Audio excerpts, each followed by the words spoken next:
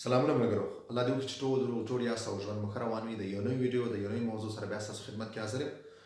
ملګرو، نننۍ چې کوم موضوع ما انتخاب کړې هغه ده زما افغانستان دومره وخت کېږي نه دی راغلی، 11 میاشتې وشوې، 12 میاشتې وشوې، 10 میاشتې وشوې، 15 میاشتې وشوې. دا ولې نه راځي او زه څه کولی شم چې دا زما افغانستان راشي؟ نو زه غواړم په دې باندې تاسو سره تفصیلي یو څو خبرې وکړم. دغه سوال ما نه ډېرو زیاتو ملګرو په ټیک ټاک کې هم کړی و، په یوټیوب کې هم کړی و، په فیسبوک کې هم کړی و. نو ډېرو ملګرو پوښتنه کړې وه، بجای د دې چې هر یو کس ته جواب ورکړم، ما غوښتل چې تاسو ته یو تفصیلي ویډیو جوړه کړم او تاسو سره دلته په یوټیوب شریکه کړم.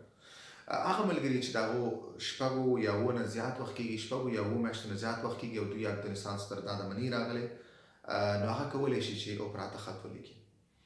اکثرا داسې کېږي چې ستاسو افغانستان چې کوم دی هغه شپږو نه واله تر اووه میاشتو کې راځي. که چیرې نه وي راغلی او ستاسو 10 میاشتې کېږي، 8 میاشتې کېږي، 9 میاشتې کېږي، 12 میاشتې کېږي، تاسو داسې کار وکړئ چې یو خط اوپرا ته ولیکئ. هغه خط کې تاسو وجه هم ولیکئ چې څومره وخت کېږي تاسو دغه اسناد دغه افغانستان ستاسو نه دی راغلی، او یو وجه هم ورته ولیکئ چې تاسو څه دپاره دغه افغانستان فعلا په کار دی. هغه وجه هر څه کېدی شي، مثال پوهنتون کې داخله کېدلی شي، کښت سجوغ کېدلی شي، بل څه دپاره کېدلی شي. تاسو ورته ولیکئ چې زما دغه دپاره افغانستان زر تر زره په کار دی او زما دومره وخت کېږي چې زه افغانستان دپاره منتظر یم. بله، دغه خط سره باید تاسو ستاسو داسې یو اسناد هم ورسره یو ځای کې ولیږئ چې کوم اسناد کې ستاسو تاریخ تولد د ستاسو ریسیپیسي او ستاسو د اسنادو مطابق هغې سره یو شان دي.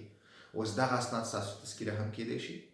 تاسو کومه تذکیره چې ترجمه کړې او اوپرا ته مو ورکړې د هغې یو کاپي هغه هم د خط سره باید تاسو ضمیمه کړئ، یو ځای کړئ او ورسره ویلیږئ. خو یو خبره یاد لرئ چې د تذکیره کې ستاسو کوم تاریخ تولد دی هغه باید ستاسو د اسنادو کې چې کوم تاریخ تولد دی هغې سره یو شان دي.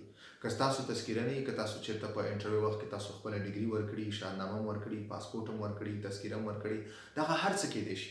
هر هغه اسناد چې تاسو په انټرویو کې ورکړي او هغې کې ستاسو تاریخ تولد چې کوم دی هغه ستاسو د اسنادو او ستاسو د ریسیپیسي تاریخ تولد سره یو شانتي دی، نو د هغې یو کاپي تاسو د خط سره ضمیمه کړئ او دا اوپرا ته ولېږئ. صحیح دی؟ دغه خبره بیا زه تکراروم چې کوم اسناد تاسو د دې خط سره یو ځای کوئ، ضمیمه کوئ، باید هغې کې ستاسو تاریخ تولد د ستاسو ریسیپیسي او ستاسو د اسنادو سره یو شانتي. داسې نه چې فرق کړي. صحیح دی؟ هغې کې بل رقم تاریخ تولد وي او ستاسو دلته چې کوم خط لیږئ یا ستاسو په اسنادو کې ریسیپیسي کې چې کوم تاریخ تولد دی هغه بل شانتي، نو بیا به تاسو دا نور هم جنجال جوړ کړي، نور به هم درته مشکل جوړ کړي. نو تاسو خط لیکلی شئ اوپرا ته او هغه خط سره یو داسې اسناد هم ضمیمه کړئ چې هغې کې ستاسو تاریخ تولد دي او هغه تاریخ تولد چې کوم دی ستاسو د ریسیپیسي او ستاسو د اسنادو سره یو شانتي، بالکل اګزیکټ یو شانتي تاریخ تولد دي.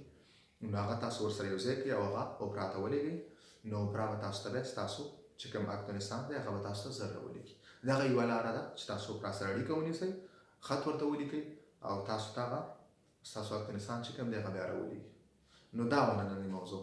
مننه ملګرو، الله دې وکړي چې تاسو په سر خلاص شوي، تاسو پوه شوي، او هر هغه ملګري چې دا مشکل لري تاسو سره دغه ویډیو شریکه کړئ تر څو د هغو ملګرو دغه مشکل حل شي.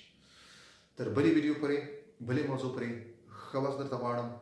تل خوښ او بریالي اوسئ. په مخه مو ښه.